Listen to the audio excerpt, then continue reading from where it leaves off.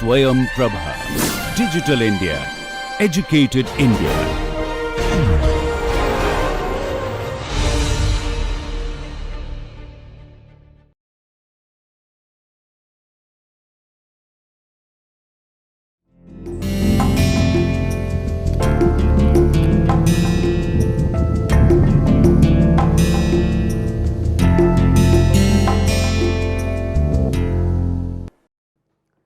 Hello and welcome friends.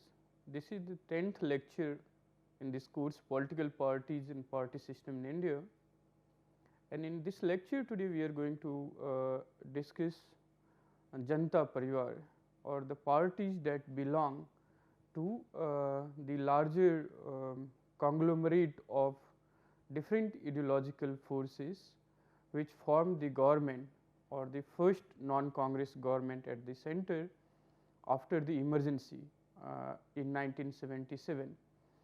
So, we are going to discuss in this lecture the historical context of its formation, the ideology that sustained these parties, basically the Lohia and Jai Prakash Narayan, their ideas of Sapt Kranti and Sampurn Kranti. We will also discuss the leaderships, contributions and the major challenges of the parties that belongs to Janata Parivar, such as Janata Dal Secular, Janata Dal United, Rashtriya Janata Dal and Samajwadi Party. So, all these parties derive their ideology or inspiration from the socialist politics or the socialist philosophy, particularly of Lohiites and Jai Prakash brand. However, in the contemporary politics, they are engaged in more sectarian or identity based kind of politics, which limits, which restrict the scope of socialist politics that emerged in Indian politics in 1950s, 60s and even the first few decades before the political independence. So, in this lecture we are going to discuss some of the challenges or the limitation that the parties belonging to Janata Parivar faces in contemporary politics. To begin with, the rise of Janata Party in Indian politics was a result of the disillusionment with the Nehruvian consensus on the one hand and coming together of quota politics and Kisan politics of late 60s and early 70s. Let me explain here what was the Nehruvian consensus and what was the disillusionment with such consensus. So, immediately the first 2 decades after the independence, if you recall, Congress party under the leadership of Prime Minister Nehru and provided a kind of a strong leadership or dominated the party system both at the national and the center level. And Nehruvian politics of secularism combined with planned development or the socialist restructure of the society was provided a kind of consensus at the national level, and different groups, different communities, different region believed in this nationalist consensus. But after the death of Nehru and certainly India-China war, there was the gradual disillusionment with that politics, particularly Lohia and many socialist parties in late 50s and early 60s began to mobilize the communities and groups, particularly in the rural India, by demanding greater representation or participation of say intermediary castes in the name of quota politics. So, Lohia demand for 100 में 60, 60 out of 100 should be given to these intermediary backward classes. And also the rise of Kisan politics or the peasant politics in 1960s, especially under the leadership of Chaudhry Charan Singh. So the Janta experiment of 1970s was in that sense culmination of all these factors. One was the larger disillusionment with the Congress, particularly its autocratic rule during the emergency, and the coming together of the quota politics and the Kisan politics of late 60s and early 70s. In Indian politics, the Janta Parivar or Janta experiment is regarded as a bold experiment which tried to bring the rural voices, peasants and intermediary caste in the mainstream political process. So, if you recall, the politics of Nehruvian consensus was largely a state driven elitist approach of lawyers or industrial horses, and they dominated the political discourse in 50s and 60s. However, since 60s and early 70s, there was the assertion of those who are from the rural India, or basically those who are intermediary classes or caste, unlike the domination of upper caste in the early decades. These decades allow the rural voices to emerge, a kind of control or greater participation of the peasants in the decision making or the policy formulation. And after this experiment, the role of intermediary castes or the OBC has been phenomenal in Indian politics, and gradually many nationalist parties like Congress or the BJP or even left began to represent the voices from these sections. Particularly, they conceded more seats or more representation to these intermediary castes or the OBCs. So, Janta experiment was a very bold experiment in Indian politics. Ideologically, these parties were rooted in the socialism of Lohiite and J.P. Brand, and few minutes from now we will discuss how Lohia and Jayaprakash played a crucial role in the growth of socialist or Janta parties in 60s and 70s, and provided the philosophical foundation in Sapt Kranti or the notion of Sampurn Kranti, as in Jayaprakash, and Sapt Kranti in Lohia, a kind of guiding spirit for many Janta parties to follow. In fact, Jayaprakash Narayan played a very significant role in the formation of Janta Party. So, very formation of Janta Party, which is coming together of the different ideological forces in Indian politics, was possible only under the leadership of Jayaprakash Narayan. However, Ram Manohar Lohia had already prepared the ground for such politics to emerge in 70s, and he has also groomed many leaders who went on to play a very significant role in Janta experiment. So, the formation of Janta Party, the role of JP was very important. However, the very ground for such formation was made possible by the politics of Ram Manohar Lohia in early decades. So, thus the ideology and politics of Jayaprakash and Lohia became the guiding spirit for the Janta Party, and many of the leaders in Janta Party continue to show their allegiance to these socialist leaders. So, in many of their policies, programs, or in their electoral manifesto, you will find reflection of the policies and philosophy of these socialist leaders. However, Janata experiments soon turned into caste-based identity politics.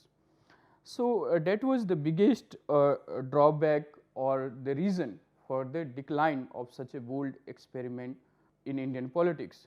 It soon turned into the caste-based identity politics and opportunistic behaviors of its leaders. So, most of the leaders in the Janata Parivar were more concerned about their personal ambitions or securing their own position rather than the ideology of socialism or radical restructuring of the society or giving more voice to the Kisan or the quota politics. Because of this caste-based identity politics and the opportunistic behavior of its leader, Janata Party gradually declined, and the larger objectives and ideals of socialism were soon forgotten.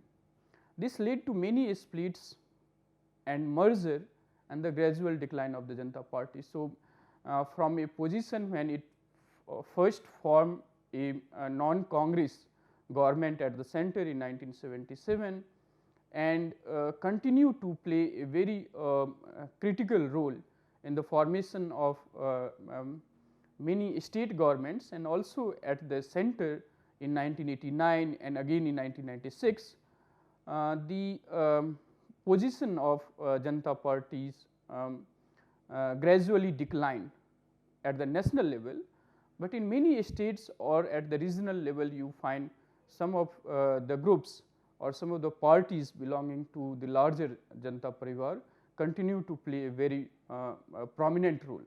However, the larger objectives and the ideals that were the guiding force for these parties are by and large forgotten, and they do not in contemporary politics provide a viable alternative to the Congress or the BJP.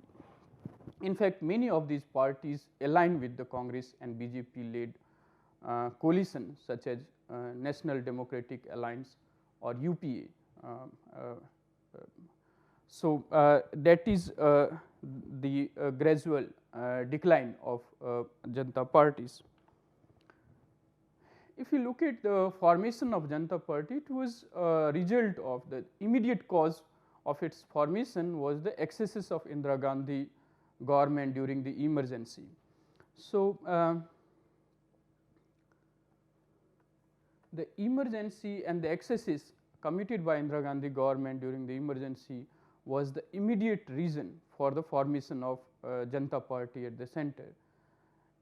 It antagonized many the emergency antagonized many sections of Indian society and helped these ideological opposite groups to come together, and these ideological opposite groups were united only in their opposition to Indira Gandhi.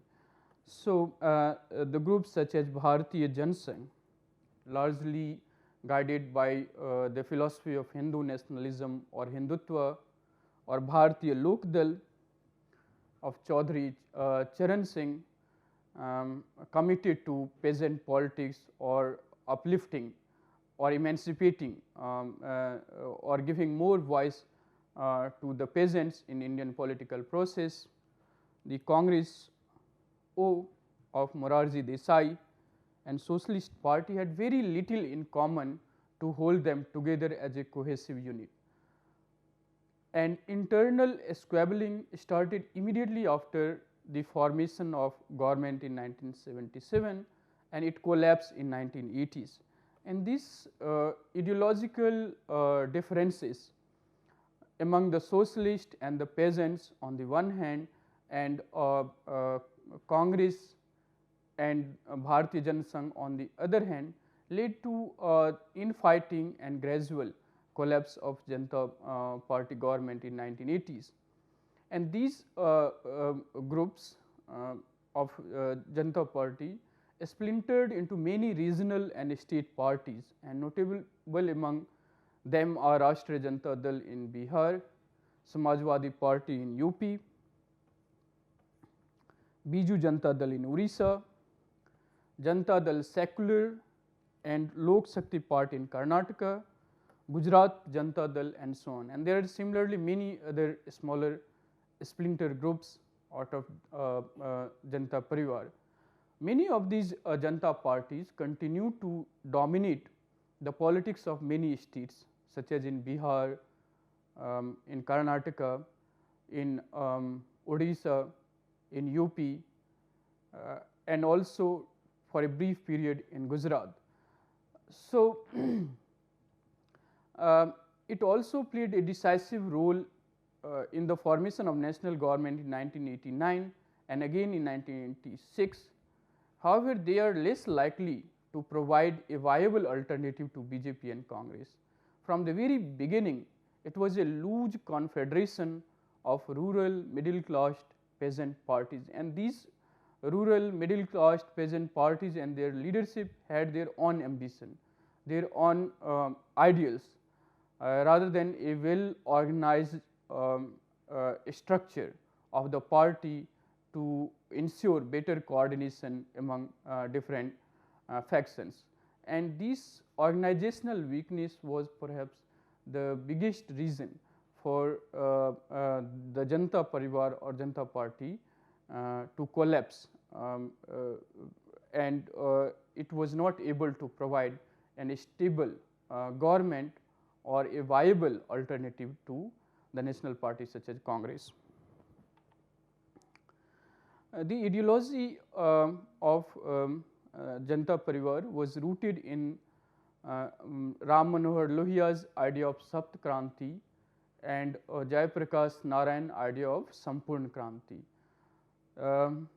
Janata Party and its splinter groups traced their ideological lineage in the politics and philosophy of two stalwarts of Gandhian and socialist politics in India, that is Lohia and Jayaprakash, and both of them had played critical roles in the formation of socialist politics in India since 1940s, when they were part of the Congress Party as the Congress Socialist Party, and more importantly in the decades of 1950s and 60s, they prepared the ground for the mobilization of the rural masses or intermediary castes committed to the radical restructuring of power relationship in the society.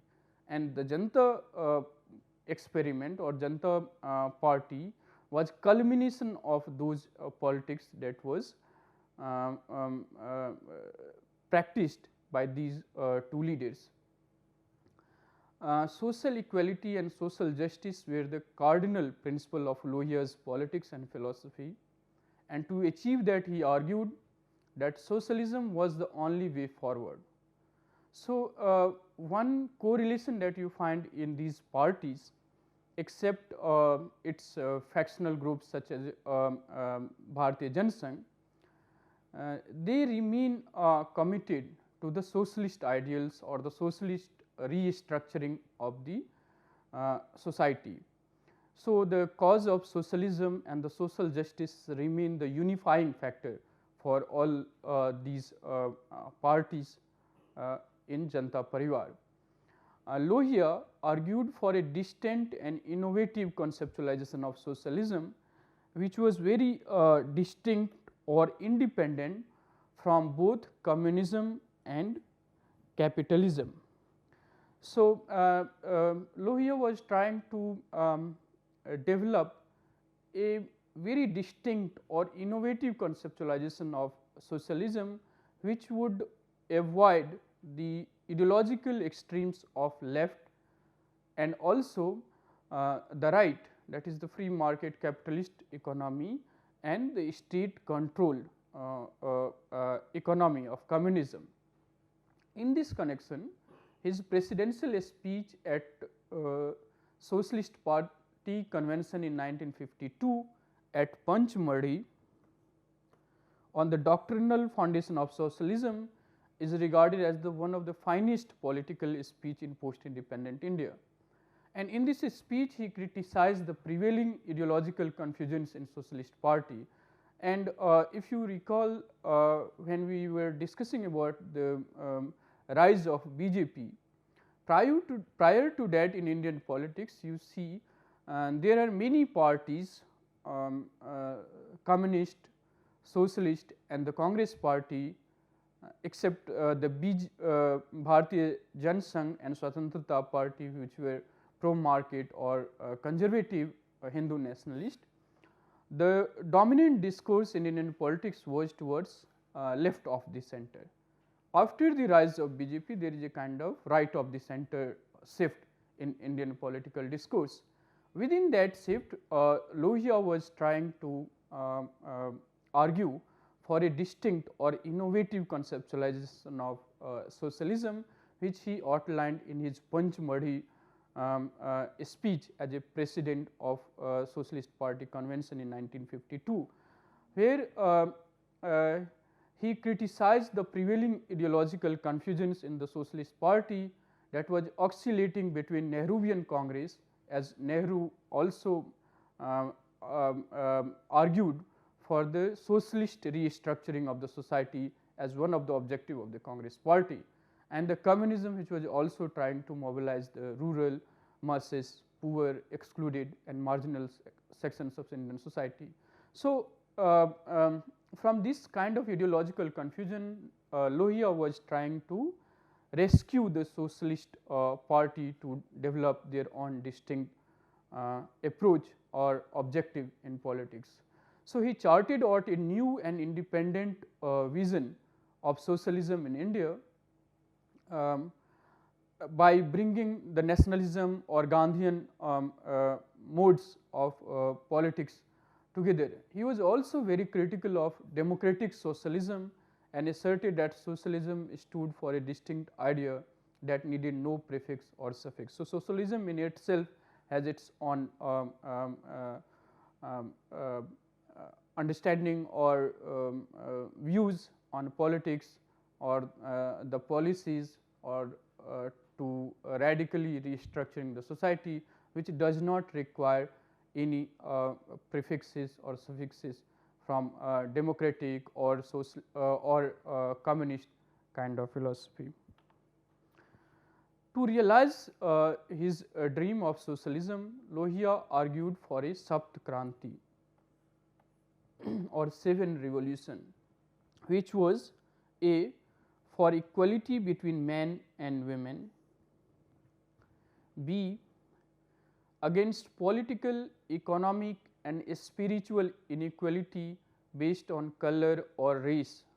That is very important, where it is not just about political and legal equality, but also about economic and spiritual equality without any discrimination on the basis of either color or race. C, for the destruction of the caste. For Lohia, to achieve socialism or to have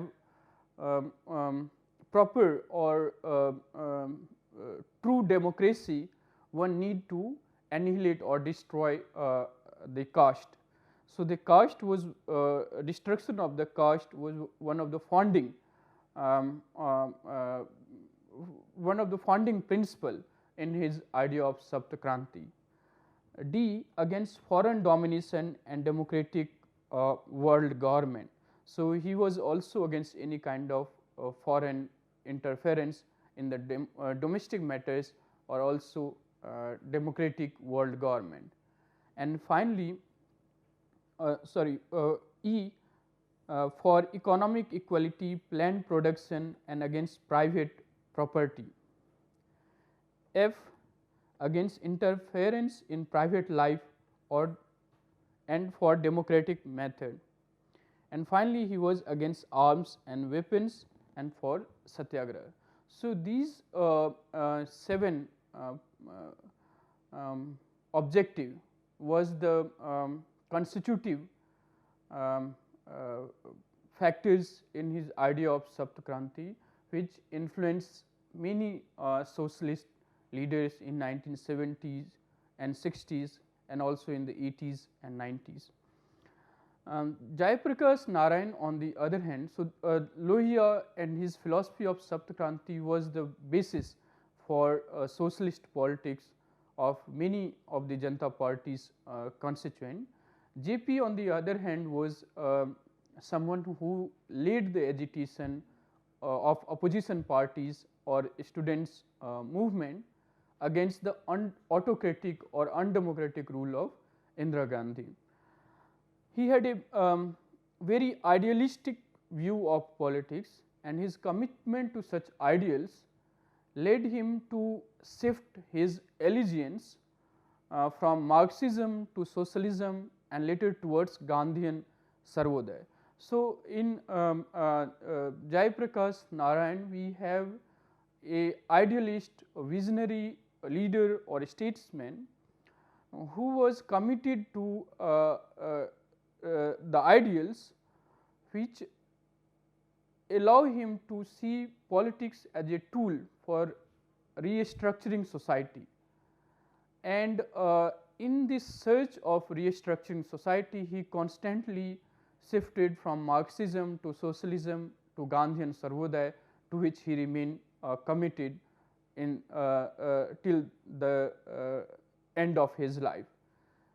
After his difference from many socialist colleagues, he withdrew from active politics, devoting himself to the peaceful regeneration of society. So, before Jayaprakash Narayan taking active leadership in the student or opposition party agitation against the emergency regime of Indira Gandhi, he withdrew himself from the active politics, devoting to the Gandhian principle of regenerating society in a peaceful manner.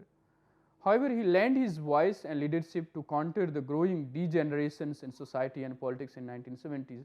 So, if you remember or you watch any Bollywood movies of 1960s, late 1960s and early 70s, there was a multiple factors like hoardings, black money, blackmailing, degeneration of law and order, unemployment, and so on. So, or the excesses of the government and its institution led to a large scale degeneration in society and politics, and to counter that, JP joined the active politics and gave the clarion call of total revolution, which means Sampurna Kranti. And this total revolution or Sampurna Kranti was the combination of 7 revolutions, which was political, social, economic, cultural, ideological and intellectual, educational and spiritual. So, he was arguing for a politics which will enable this all around transformation in society, in the realm of politics, in the realm of social structure among or between communities, economic life, cultural and ideological and intellectual life of the citizens, their education and spiritual search. So, the vision of Sampurna Kranti or total revolution was to radically restructure the society from it to remove or to counter the degeneration that it underwent during these decades. The guiding principle behind the total revolution was the Gandhian philosophy of Sarvodaya. That is something which was the guiding philosophy for JP as well as Lohia conceptualization of Indian socialism as a distinct and innovative way, distinct from the capitalism and the communism of the West. JP was instrumental in bringing together the ideological different factions of Janata Party, and his leadership played an important role in Janata Party's victory after emergency.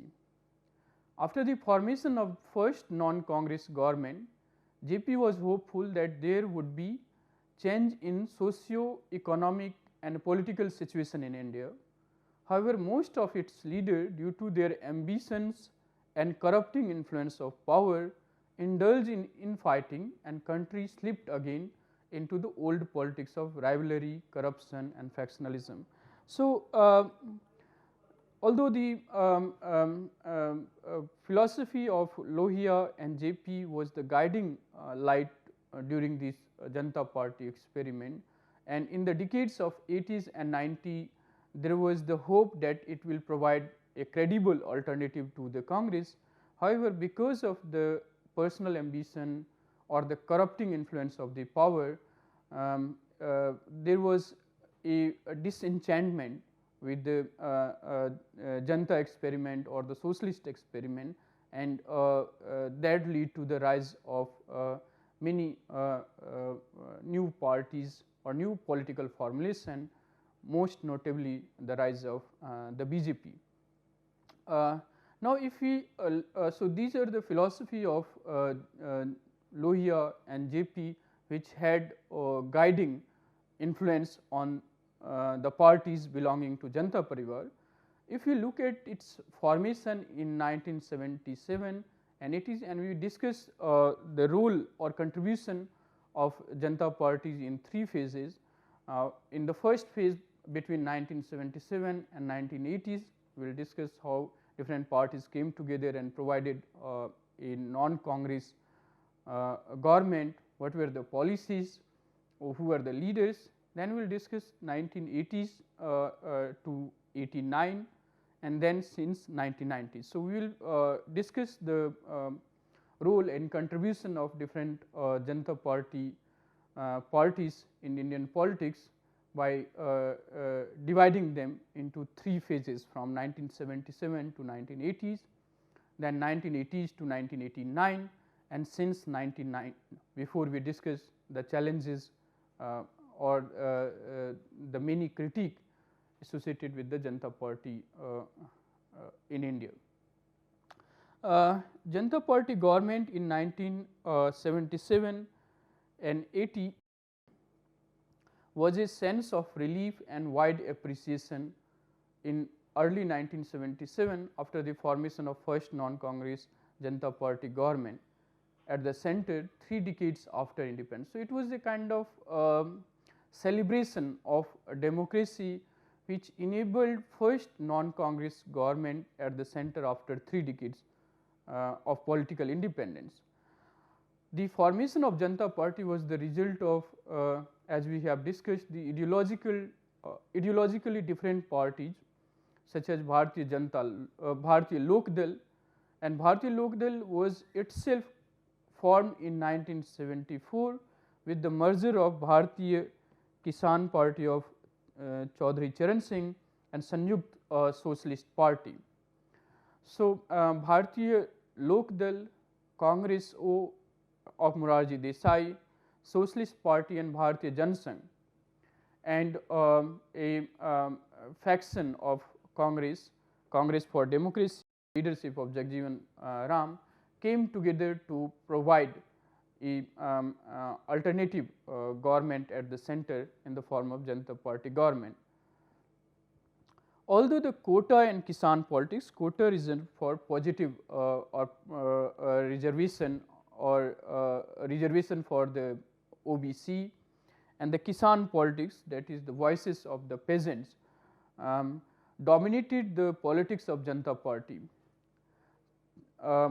And this was the decade when the demand from the state and the government was also growing, which led to the characterization of demand politics and command politics, what a state can provide and what was demanded from the below by the society. So, during this formation, the quota politics of the intermediary caste or the other backward caste and the Kisan politics of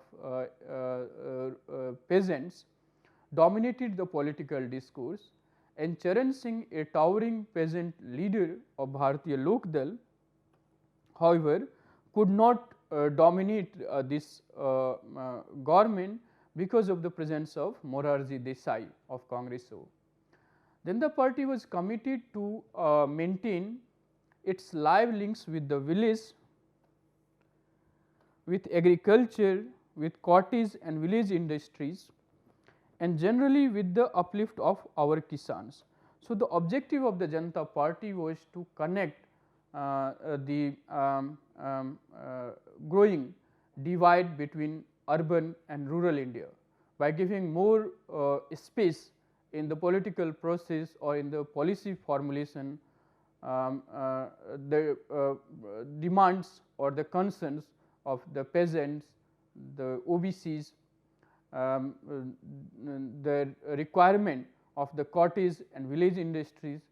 So, the major objective of the Janata Party in contrast to the Congress Party was not to perpetuate the status quo or give representation only to the upper caste, but bring a new voice or radical voice from the villages, from the OBCs, from the Kisans, and in the decades of 70s, 80s and 90s, the concern of these two politics, quota politics and Kisan politics, did dominate the political discourse. However, due to internal feud, it could hardly implement or formulate any of these programs, such as to uplift the village or agriculture, to improve cottage and village industries, and so on. Tensions between Bharatiya Lok Dal and Socialist on the one hand and the Congress O and Bharatiya Janasangh on the other hand led to constant infighting in the Janata Party government. Charan Singh was soon expelled from the party and was re-inducted soon after as Deputy Prime Minister, after his show of strength by mobilizing 5 million peasants for a Kisan rally in Delhi in December 1978. So, the personal ambitions besides the ideological differences led to the constant infighting in Janata Party government. Morarji Desai was the Prime Minister, but Chaudhary Charan Singh, being a towering peasant leader, also wanted to become the Prime Minister, and soon after its formation began to criticize many of the decisions taken by Morarji Desai government, and therefore he was expelled from the Janata Party. But soon he was re-inducted as Deputy Prime Minister and given the portfolio of finance after his show of strength, where he mobilized 5 million peasants in a Kisan rally in Delhi in December 1978. Charan Singh soon, however, formed his own party, which is called Janata Party Secular, in June 1979, and became Prime Minister with the support of Congress party of Indira Gandhi for a few months. However, after the withdrawal of Congress support, his government fell, and in 1980s, after the election, Congress party came to the power, returned to the power. So, this bold experiment thus collapsed, A, because of the ideological differences, and B, because of the personal ambitions of many of its leaders. However, the one prominent outcome of Janata experiment was the demand for the implementation of Kaka Kelkar report. Kaka Kelkar report was about giving more representation to the other backward caste, which was not implemented by the successive Congress government. And one of the demand of the Janata Party was to implement the Kaka Kelkar reports. And they also went ahead with the formation of second backward class commission under the chairmanship of Bindeswari Prasad Mandal. However, before this commission could submit its report, Janata Party collapsed, and the Congress party again did nothing about the report of this party, this commission. The major outcome of this Janata experiment was then to give more voice or more representation to the rural peasants and also the other backward caste, which we see in the later decades.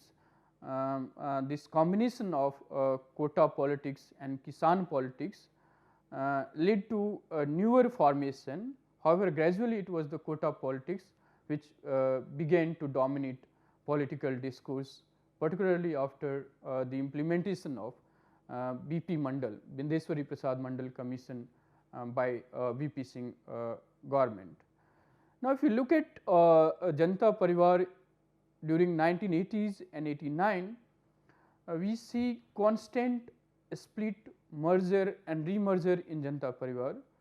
Chaudhary Charan Singh launched a new political party, Lok Dal, just before 1980s general election, and it aspired to establish a socialist society which is consistent with individual freedom.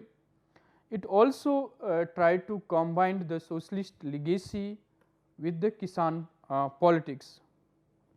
However, due to the ambition of Charan Singh, there was a split between Socialist Party and Lok Dal on the one hand, and further Lok Dal itself splintered into many groups such as Lok Dal of Karpuri Thakur or Lok Dal of Charan Singh.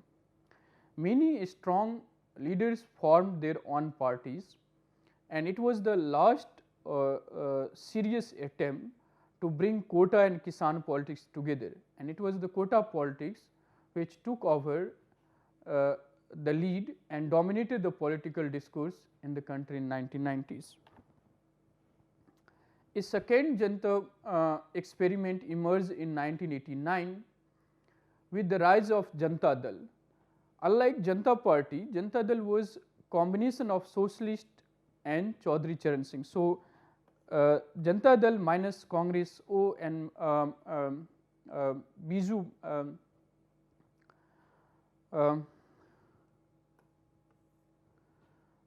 Bharatiya Janasangh had better chance of coordination or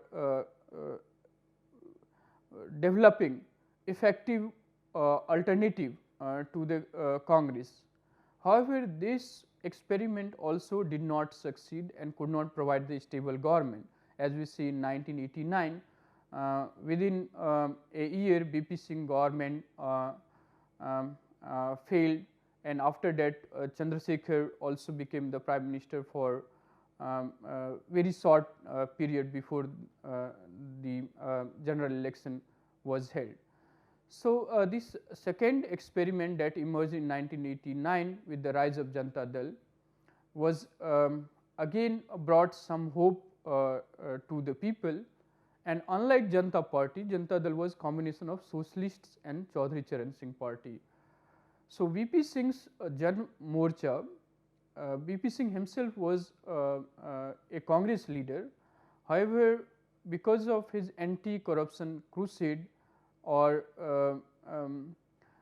many of his activity which was seen as anti-party activities in the Congress, he was expelled from the Congress and he formed a Jan Morcha, which joined Janata Dal later, and he played the pivotal role in the formation of National Front government and decided to implement 27% reservation for the backward classes in the bureaucracy. This decision of VP Singh government proved to be a great disruptor in Indian politics. So, if you recall the politics in 90s, the pro quota or pro reservation or anti reservation supporters and their clash, often violent clash, was the marker of Indian politics in 1980s. This was due to this decision of the VP Singh government to implement 27% reservation to give more representation to the other backward classes in the bureaucracy. Since 1990s, however, Janata Party developed a different characteristic where many of them are now based in a particular region or a particular state rather than having the national ambition. So, Janata Party failed to provide a stable government at the center, and gradually many splinter groups of the Janata Parivar became a strong regional force in many states such as Samajwadi Party in UP, Rashtriya Janata Dal and Janata Dal United in Bihar, Biju Janata Dal in Orissa, Janata Dal Secular in Karnataka. Chandrasekhar and Devilal came together to form Samajwadi Janata Party after the collapse of VP Singh government. However, it did not provide the stable government, and Devilal, a strong peasant leaders from Haryana, soon formed his own party, Indian National Lok Dal, which continued to play a dominant role in the politics of Haryana. So, Janata Dal led United Front government was formed again in 1996 with H.D. Deve Gowda becoming the Prime Minister, and this was also the phase in Indian politics where no party was getting majority on its own, and the coalition government or alliance government of different parties coming from different ideological backgrounds was the reality of that time. So, in that context, Janata Dal United Front government was formed again in 1996 with the H.D. Deve Gowda becoming the Prime Minister. However, his government fell when Congress withdrew its support within a year, less than a year. So, since then most of the splinter groups are restricted to a specific regions or states, although they continue to trace their legacy to Janata and socialist past, their appeal is restricted now to limited region. So, as I have said that SP in UP or RJD in Bihar, similarly Janata Dal Secular in Karnataka or Biju Janata Dal in Orissa, their appeal is very much limited to a particular region and also to particular social groups, mostly Yadav. So, many of these Janata Party splinter groups or parties now align either with the BJP or Congress led alliance NDA or UPA. So, many of these parties are limited also to one leader and one family with very little scope to play important role in national politics. Now, if you look at some of the critical factors of Janata Party in India, although it was a bold experiment and dominated political discourse in the country in the decades of 1980s and 90s, Janata Party suffers from many weaknesses right from the very beginning. First, it lacked ideological cohesiveness, and its organization was more like a confederation with very little or no control over the constitutive partners.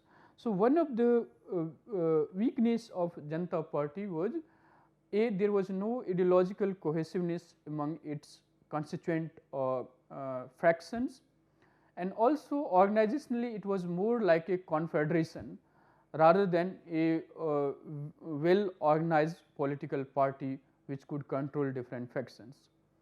Second, most of the leaders in the Janata Party or parties, although rooted in the philosophy of socialism, were driven by personal ambitions and political opportunism, and therefore compulsions of pragmatic politics led many of them to strengthen their regional hold with little or no national ambition. So, many of the Janata parties who continue to play a prominent role in the regional or state politics no longer have the similar ambition as they had in 1980s or 90s and 70s, and there are less likelihood of them coming together to provide a third front to the Congress and the BJP.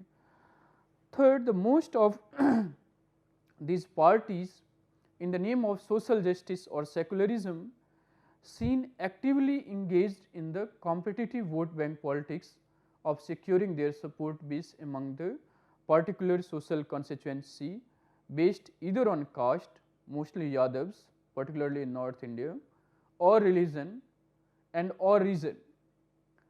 They sometimes often combine the caste with religion or caste with reason, or sometimes all of three, that caste, reason and religion, to retain the power. So, most of these Janata parties in states now no longer see socialism or radical restructuring of the society as their objective in the politics. Like any other parties, they are more concerned or worried about securing their support, often appealing to a particular social groups or community or a particular region, or by combining any two or all of them together. Finally, most of the splinter groups of Janata Parivar are reduced to one man or one family party. So, if you look at, for instance, RJD and JDU in Bihar, it is a party where Lalu Prasad Yadav or Nitish Kumar is seen as the face of the party, or Samajwadi Party in UP, where Mulayam Singh Yadav and Akhilesh Yadav are the prominent face of the party. Similarly, H.D. Devagowda and Kumaraswamy in Karnataka, seen as the leader of the Janata Dal Secular. So, these parties do not allow the rise of second generation of leadership outside their family and outside their clan, and they are region specific party with little ambition or no scope to expand their support base beyond their specific social constituency or stronghold. So, these parties now since 1990s try to retain their stronghold in a particular specific region rather than expanding their social support base or political alliance with other parties to play a significant role at the national level. So, and therefore, once seen as an effective alternative to Congress and BJP, these parties now are hardly present a viable alternative to them. Now, to conclude, Janata Party was a bold experiment in Indian politics, which dominated the political discourse in the country since 1970s, and more importantly in the decades of 80s and 90s. It helped in deepening of democracy by forming many non-Congress state governments after 1967 election and first non-Congress government at the center in 1977. Janata parties played very important role in the government formation at the center, although it failed to provide stable governments on its own, for instance in 1989 or in 1996. And this period was also simultaneous with uncertainties or fragmentation or the flux that was prevalent in the politics and in the organization of the government. However, they played a decisive role in the implementation of Mandal Commission report, which provided 27% reservation to the OBCs. This reservation to the OBCs earmarked a new era of democratic politics in India, which is called as second democratic upsurge by Yogendra Yadav and silent revolution by Christophe Jaferland. So, Janata parties had a very decisive role in implementing this 27% reservation or making quota politics as the central issue in the political discourse in the country. It also tried to revive the socialist politics or giving voice to the peasants or the kisans in decision making or in the policy formulation. However, that did not quota politics succeed in Indian politics. So, it has truly made Indian democracy more representative and inclusive by giving representation to those who were unrepresented or not given adequate representation in the political process.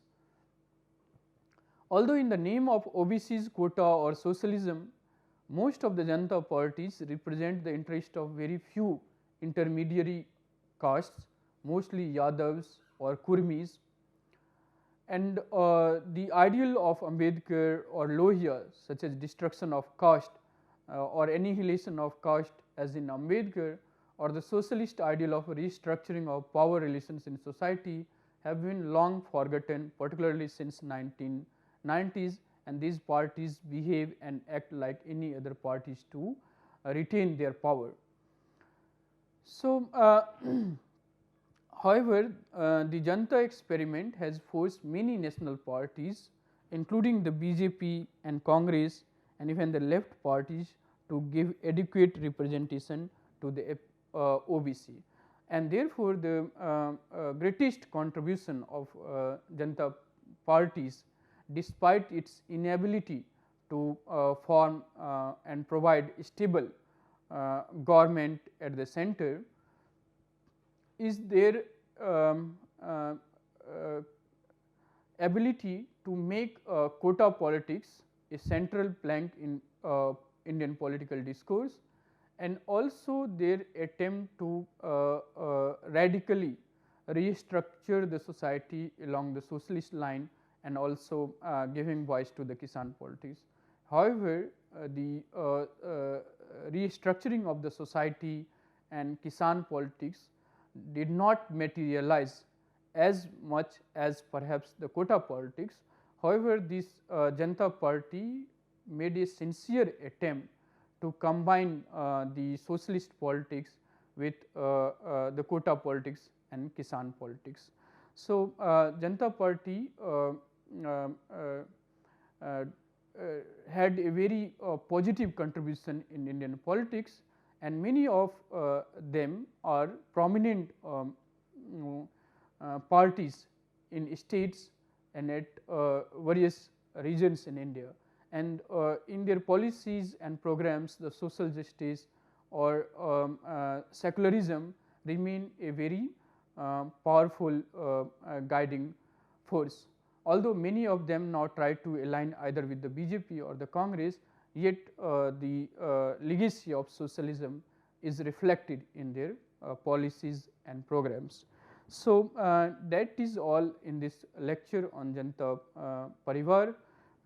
You can refer to some of these texts like Joya Hassan, Parties and Party Politics in India, MP Singh and Rekha Saxena, Indian Politics, Contemporary Issues and Concern, in Rekha Divakar, Party System in India, and particularly Christoph Jefferlard, India's Silent Revolution, the Rise of Low Caste in North Indian Politics, is a comprehensive account of the Janata experiment and how it enabled the rise of OBC politics in India, particularly North India, and how it led to what he calls silent revolution. You can also refer to K.C. Suri, Parties Under Pressures, Political Parties in India Since Independence. So, these are some of the readings which you should refer to understand more about Janata Party and their contribution in Indian politics, and many of the challenges they have faced and continue to face in contemporary politics in India. So, that is all in this lecture. Thanks for listening. I hope you have liked it. Thank you.